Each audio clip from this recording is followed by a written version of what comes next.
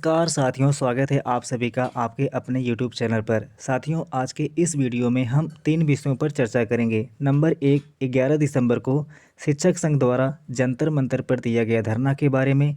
Number 2, 12 दिसंबर को सजल देव का supreme court में केस। और नंबर 3, सीटेट के बारे में।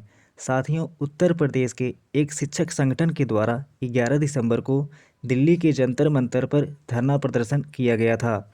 इस धरने में बहुत से शिक्षकों की उपस्थिति थी। देश के अलग अलग राज्यों से यहाँ शिक्षक उपस्थित हुए थे और 1 सितंबर 2025 के सुप्रीम कोर्ट के आदेश का विरोध किया था।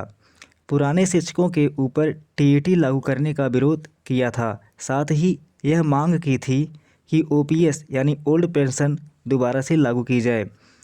इस धरना प्रदर्शन के गूंज संसद तक सुनाई पड़ने लगी।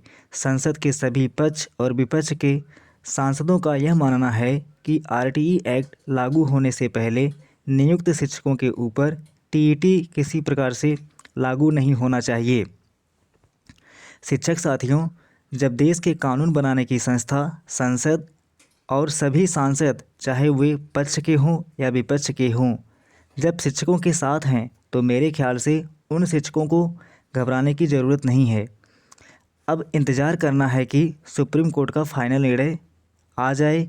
यदि वहाँ से शिक्षकों को राहत मिल गया तो ठीक है, नहीं तो हमारे सांसद तैयार बैठे हैं इस कानून में संशोधन करने के लिए, ताकि पुराने शिक्षकों को राहत मिल सके। तो साथियों, अब बात करते हैं कि 12 दिसंबर की तारीख थी सुप्रीम कोर्ट में त्रिपुरा सरकार वर्सेस सजल देव के केस में। लेकिन साथियों, अभी तक इस केस को लिस्ट ही नहीं किया गया था। किस कारण से इस केस को लिस्ट नहीं किया गया, यह तो समझ में नहीं आ रहा है। बहरहाल, पिछले 19 नवंबर की जो सुनवाई हुई थी, तो इसमें 12 दिसंबर को ही तारीख दे दी गई थी और इन 3 हफ्तों में त्रिपुरा सरकार को रिजॉइंडर दाखिल करने का आदेश दिया गया था। हालांकि जहां तक मुझे सूचना मिली है कि त्रिपुरा सरकार द्वारा 3 हफ्ते का समय लेने के बावजूद भी रिजॉइंडर अभी तक फाइल नहीं किया गया है। त्रिपुरा सरकार वर्सेस सजल देव केस में मैं आप लोगों को स्पष्ट बता दूं कि त्रिपुरा सरकार शिक्षकों के लिए यह फाइट नहीं कर रही है। यदि किसी शिक्षक साथी को यह कन्फ्यूजन है तो उसे आप दूर कर लें कि त्रिपुरा सरकार शिक्षकों के लिए खड़ी है। त्रिपुरा सरकार अपनी इज्जत बचाने के लिए सुप्रीम कोर्ट में याचिका दाखिल की थी। तो साथियों, मुझे अब ऐसा लग रहा है कि अब सजल देव का केस और राज्य सरकारों द्वारा फाइल किया गया पुनर्विचार याचिका, दोनों की सुनवाई अब नए वर्ष में ही होने की संभावना है। खैर, सुनवाई जब भी हो शिक्षकों के पक्ष में होना चाहिए, जो उचित हो वही होना चाहिए। साथियों, अब बात करते हैं कि सेंट्रल गवर्नमेंट टेट यानी सीटेट का नोटिफिकेशन आ चुका है। बहुत से हमारे शिक्षक साथी कन्फ्यूज हैं कि सीटेट की परीक्षा दी जाए या न दी जाए। इस संबंध में मैं कुछ नहीं कहना चाहता हूँ। इस संबंध में कुछ कहना बहुत ही मुश्किल है। यह विषय मैं आप सभी के विवेक पर छोड़ता हूँ।